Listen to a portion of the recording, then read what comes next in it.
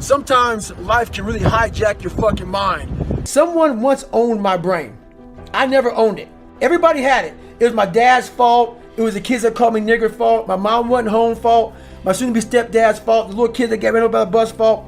My life was, everybody had a piece of my fucking brain. Yep. And through this journey of suffering,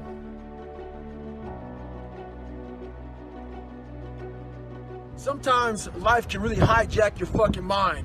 When that happens to you, you're all fucked up. Your goals, your ambitions, everything is out the fucking window. In life, we all go through different things.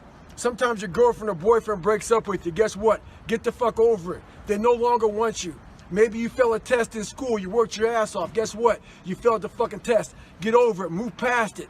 Learn to not let life hijack your brain. At work, you've been working your ass off for that new promotion. You don't fucking get it. Someone else does. Maybe they kiss better ass than you do. Guess what? Get over it. Life will hijack your mind if you let it. Don't allow all these things to make you a lesser person. You must own your mind. Don't let life own yours. Get after it. Stay hard. You don't gain confidence by going to the spot that makes you feel good. It's going to be a false reality. And the second life gives you that challenge, all you want to do is go back to what made you confidence or what gave you confidence. Is that happy spot? No. What gives you confidence, what gave me confidence, was spending years at a kitchen table trying to learn how to read and write on my own. Realizing I can't learn the way you learn. I can't. But I can learn. What gives you confidence, not being afraid, is overcoming the fear. I used to stutter severely bad. So right now, I don't know how many people are going to watch this. You know what gives me confidence? Is knowing I no longer care if I sit here and start stuttering to you. That's what gives me confidence, is facing these things, overcoming them. And maybe not overcoming them every day, but facing them and facing them and facing them. Pretty soon like this, you know what, man, this is where it's at. It's not in that comfort zone. It's in the discomfort zone is where my confidence is getting built. That's where it's getting built. But people want they want an easier answer. Yeah. There has to be an easier way. There's not. I coach a lot of people nowadays, billionaires, who call me on the phone and say, man, I'm still missing something. It's because they did what they were good at. And they have this beautiful family, 2, 3 houses, cars, everything. Has everything in the world. On the outside looking in, like, my God, man, how can you be unhappy? I walk around with a backpack with all my stuff in, and I walk around happiest person in the world. Have nothing. Happy as hell. It's because I found out the whole key to life. It's not in all that. You have to face yourself. So many people live to be 100 years old and they die miserable, having everything, because they never examined. And the only way you can set the example is you have to always be willing to work. I don't follow people who talk about what they used to do in life. I don't give a fuck what you used to do. I don't care, like, you used to be the best mother. I don't care. What are you doing today?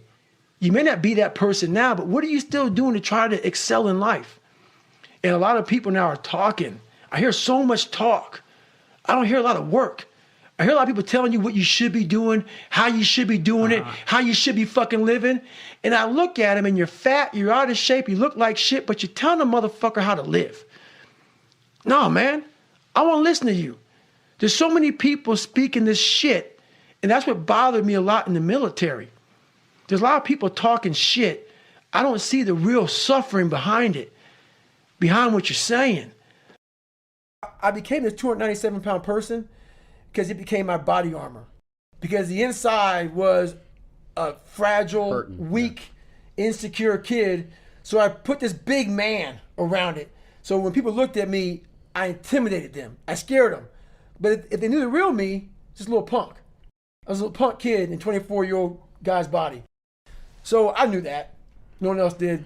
So I tried to change my life, and it started there. I went to recruiter's office. I went there, bad day at work. The bad day at work made me realize I got to make a stand. How did you lose the weight in 3 months? You just run your ass off? Or? I couldn't run. The first thing about it was, so I said to myself, I'm going to run 4 miles. My first run out the gate, I'm going to run 4 miles. I ran a mile, I ran a quarter of a mile, walked home, sat on the couch depressed. I said, man, there's no way I can do this. But what I realized, though, is I wasn't going to give up because I already given up a million times. And I thought about how would I feel at 50 years old if I gave up now? Not to have, so I kept all this stuff in my mind. And basically, I started becoming obsessed. Over a period of time, I started becoming obsessed with studying, with weight, with being somebody, with making people who thought I was going to be nothing kind of like feel like shit. Mm-hmm. I became obsessed with, you have to make this right. Yeah. And the only person that's going to do it is yourself. So I became obsessed with just being obsessed. Someone once owned my brain. I never owned it. Everybody had it. It was my dad's fault. It was the kids that called me nigger fault. My mom wasn't home fault. My soon-to-be stepdad's fault. The little kid that got ran over by the bus fault. My life was, everybody had a piece of my fucking brain. Yep. And through this journey of suffering, and the suffering, I put it in because I started finding myself. Yeah. And I started, oh no, I'm gonna take this fucking back from me. This part of my brain is mine now. And I started puzzling back this piece of my brain. And through that, I grew confidence. Growing up, being the kid I was, I found strength in different movies. Yeah. So I come home, in one movie I found a lot of strength, and as funny as it may seem, but I visualized this scene. I do it today during the pull-up record. I did 4,030 pull-ups. Yeah. The last time I did it, I actually got it. It took me 3 times. I played one song for 17 hours pretty much. And it's from this movie, Rocky 1, round 14. I related to the person in the movie, but just the one scene when Apollo's beating the shit out of Rocky. He falls in the corner, and everybody, and Rocky, and Apollo turns around, arms up, happy as shit. I got this guy. He turns around not knowing that Rocky's trying to get up off the canvas. Right. Mickey's his trainer saying stay down. Right. Everybody's saying you did good. You did good. You went 14 rounds with the champ. Rocky didn't hear shit. He got up, and what sticks in my mind today, and I'm seeing it right now, when he got up, Apollo starts to turn around to see the aftermath of what the fuck he just destroyed. And he did not expect to see what he saw. And what I see out of the whole movie, I see Apollo Creed's face. And I said to myself as a young kid, I want to be that. I don't need to win. I don't need trophies. I don't need people to fucking like me. I just want what he has. A fictional character, whatever the hell it was, I want that. And I visualized that. And I want to become the guy who can get off the canvas and look at somebody who beat the fucking shit out of him, life. Yeah. I'm talking about life right now. Yeah. Even life itself puts their head down toward David Goggins. Shit. Yeah. This motherfucker is not going to stop. Right. So that mentality became what I wanted. And that's how it started, with that visualization of the canvas. And all I got to do is just keep getting up. When you have everything so nice in life, it's great to have a great life. But what happens is you don't self-examine. You don't do a live autopsy. When you have a fucked up life, it almost forces you to do a live autopsy. It forces you to find strength from places that no one looks from. Because food is not at the ready. You know, I have a learning disability. It's not at the ready. I can't just pick up a book and start reading. Right. There's preparation behind everything I fucking do. There's everything I do has to come with so much fucking preparation. It's despicable. It makes me sick. My own personal life makes me sick. That's why I'm so disciplined now. Without my self-discipline, there is no David Goggins. Like, I can't stop reading. I won't be able to read tomorrow. I will lose it that fast. I cannot stop going to the gym. My mind is set up in a spot where, hey, the second I stop, it wants to stop. Because I had a quitting mind growing up. When you get beat the shit out of you all the time, your mind wants to go to that nice spot where you're comforted, where you're not trying, where shit is easy. That's where your mind, it doesn't want to think. You have all these things in the mind, and the mind can only absorb so much shit. So all the pain it has to go through, it wants to push it away and say, let's not do that. So every day I'm fighting where the mind wants to go. So it's a constant evolution, man. I've never arrived. I'm trying to reinvent the wheel. I'm like, oh man, I went through Navy SEAL training being fucked up. I ran over 7,000 miles in 2007 being fucked up. I did pull-up records being fucked up. Now that the mind is so fucking strong, let the body catch the mind. So that's now where I'm at. So I'm always trying to reinvent the wheel and see what I'm capable of next. I believe in life you must earn the right to be called a man. And a lot of people do not think the way I do, and that's fine. I'm not asking you to be David Goggins. Trust me, it's a hard fucking road to hoe. It's not fun. Like it. It's not fun all the time. But the thing about it is, you have to look, I looked at my hardships as challenges. Once I got over the pity party, because I went through that phase. Of course. I'm a normal human being. But I realized that got me exactly where I was at, even worse. As I looked at those challenges the way most people do, woe is me. Why the fuck can't I get a break? Why? I wish I was better. I wish my parents were better. I wish I had a better education. I wish this, I wish that. They have all these wish sandwiches. I started realizing, how can I fucking figure out how this shit can fucking work for me? So the one thing we don't do is when we're in that dark place is a great learning environment. If you can sit back in a dark place and find quiet to just think, there's so much power in your failures, in your fucking, in your suffering. Because why? You're still alive. Mm-hmm. You're still fucking here. So you gotta look at that shit as, my God, man, this is power, man. Like, now I gotta flip this shit. How many men will be able to do what I'm about to do, what I'm about to try to do? Like, literally, what gave me strength was when I was at the worst of my worst. How many men would even fucking say they want to try to be a Navy SEAL right now? Yeah, very few, if any. I'm at the worst spot of my life. Like, I can't even walk down the street, let alone run down the street. And I'm gonna now call a recruiter up and try to be a SEAL. There's a lot of power in that. But people don't see it there. They see it, man, that's stupid. I genuinely believed I could do it. And the reason why, because I had this voice in the back of my head that I kept on running from. I was afraid of the water. I was afraid of dealing with things that made me feel unaccepted. I didn't accept myself. So I kept on going towards things that I felt good. Let me go this way. But something kept on saying, motherfucker, you have it, man. You got it, man, but you're gonna have to fail a lot. But you have it. And like I said, that voice kept on haunting me, but that voice kept on saying, if you face it, you realize it's not that bad. What do you think that voice is? I mean, I always, to me, it's God. Yeah, I know you've talked about that a little bit. To me, it's God. And I don't get off on the whole spiritual tangent. You know, I don't push that on anybody. I don't care what you believe in. But if you think you're the only motherfucker out here, just chilling out, and there's nothing, and I don't know what God is. No one does. I don't know anything about it. But I know there's something that is above David Goggins. There's too much energy in this world. There's too much. Trust me, I've experienced it, man. There's too much energy, and people call it God. You call it what you want. There's something out there that if you can tap into more than yourself, that there's something out there that truly exists. That if you're able just to let yourself go there, it truly exists. And that voice has been in my head, and whatever it is, it's been there. And I didn't want to listen to it because listening to it was painful, because it drove me to my fears. It drove me to my insecurities. It drove me to my lies. It drove me to the spot that made me feel self-doubt. And I didn't want to go there. It drove me, like, hey, over here in this pile of shit where everything is at, you're going to find the true meaning of your life. But I'm like, over there is all the bad shit. I don't want to go over there. I don't want to go like my dad's over there, the people that didn't like me over there. I'm over there. All that shit is over there.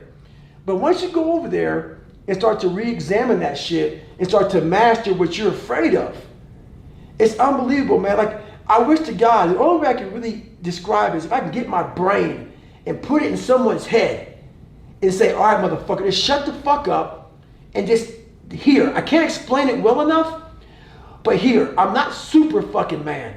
Just this, look, this is what happens. Because basically, what's over there is victory. It's all fucking victory. But you have to have the balls and the fucking courage, man. And that's the hard part. There's no science behind this shit. There's no fucking practice. Literally, you have to have the balls to go in your own life, in your own shit. And once you go in there and you're able to face it and able to talk about it, you're now in the even playing field with everybody in the world. I don't give a fuck where you come from, how much money your parents have, how much money you didn't have. If you're able to handle yourself, know what you're about, know what you're made of, know how fucked up you are now on an even playing field with the world. So once I did that, all these people who have more money than me, where they came from, had great parents and everything, they're like, oh my God, I caught all you motherfuckers that quick. Because all the money, all the surface things go away. Because we all are human beings. Right. That money and shit, all that material shit doesn't matter. It's what's deep inside of the core of your soul that fucking matters. And that's what I realized, man. I leveled the playing field out. But I had to go over there and face that shit first. And I'm not one to kiss my own ass, because obviously I tell myself how fucked up I am.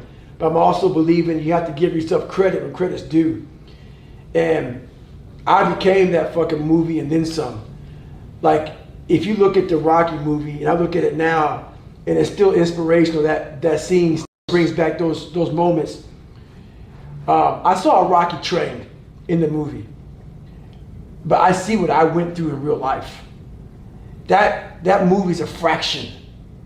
That all those movies I watched that inspired me, they're all fractions of the real work I put into my life.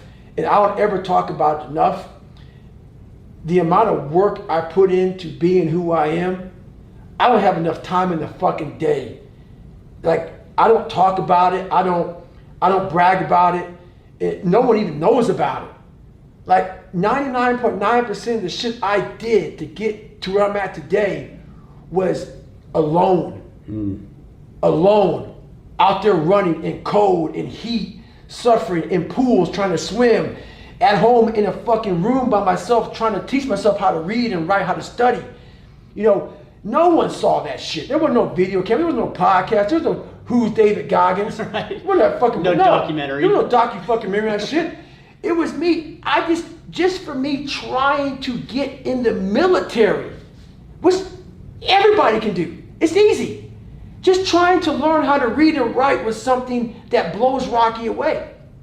So all these different challenges that I've been through in my life, I've easily, you know, I don't look at that movie the same way, because I'm proud of what I created, but I'm more proud of I created it without an audience, without a cheering squad, without someone like, you know, like you run the Boston Marathon and people love that race. They run so fast because for 26.2 miles, there's a motherfucker just, come on, man, you got it, you can do it.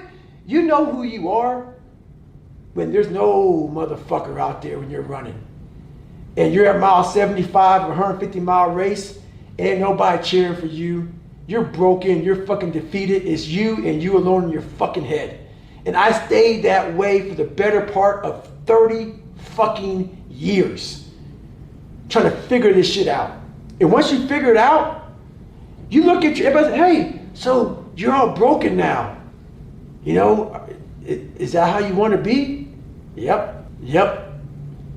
If you can feel, if I could put my brain in your fucking head, you said the same fucking thing.